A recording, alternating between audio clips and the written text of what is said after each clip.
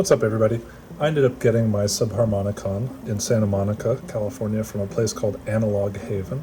It's a great place to go if you're looking for Euro rack modular gear. It's great not to have to give money to Guitar Center or any mail order place. So this is the third and final Moog semi-modular unit that I've purchased. So now I have all three of them here.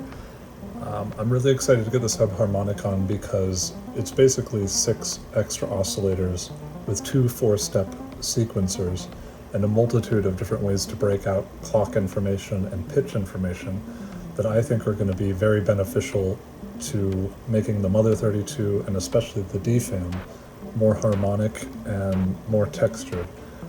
So I'm really excited to get started using it.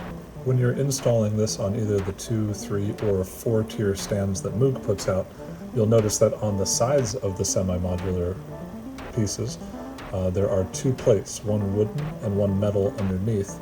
And I've chosen to install my modulars with the wood on the outside because I just think it looks a little bit better, but it doesn't really matter.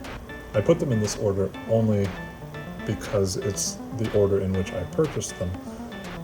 Doesn't seem to really matter which is which, but I generally use the Mother to drive the other 2 because the swing function of the clock in the Mother is pretty nice to use.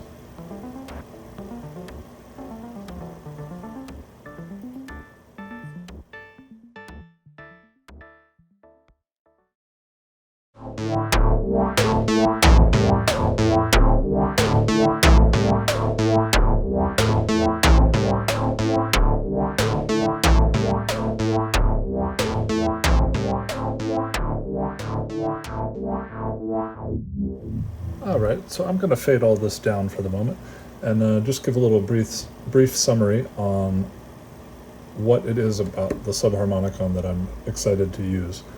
Like I said before, there's 6 total oscillators in this unit, but really it's an A and B oscillator, each with 2 sub-oscillators that are tuned to one another.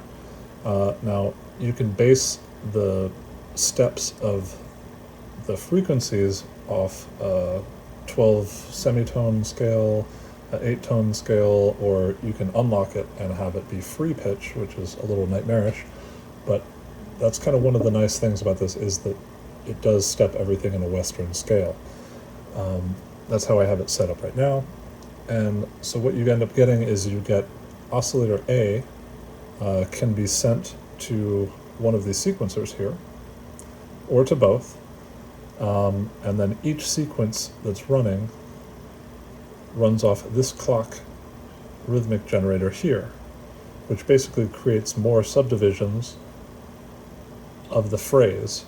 So you can end up getting 3/4 over 7/8 or 5/4 over 3/4. You can do a lot of different stuff. You can do a lot of different stuff that is subdivided evenly. Bring this back up here.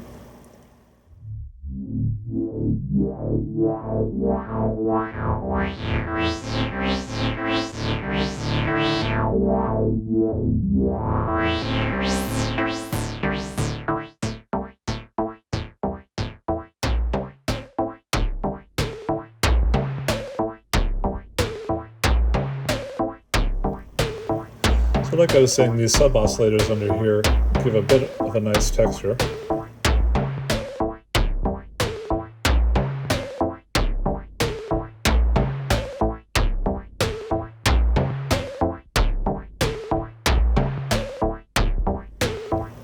And so this is the mixer section down here.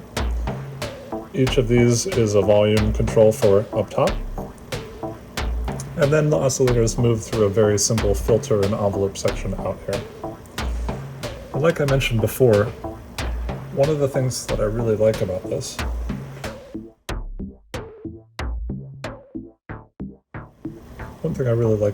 is the way that you can tie this to the Mother and to make the stuff coming out of the other modules more complex.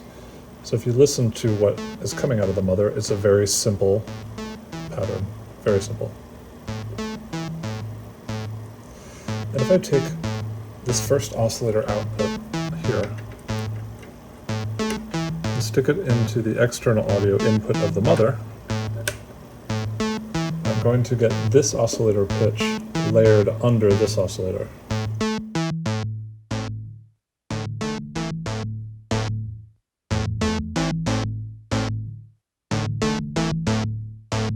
It's pretty interesting. And if I send the sub-oscillator instead of this first one,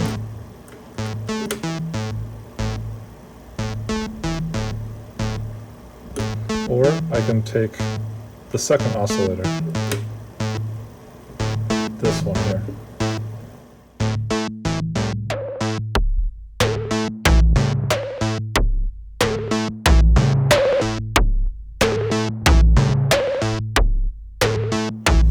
Makes things a lot more rich.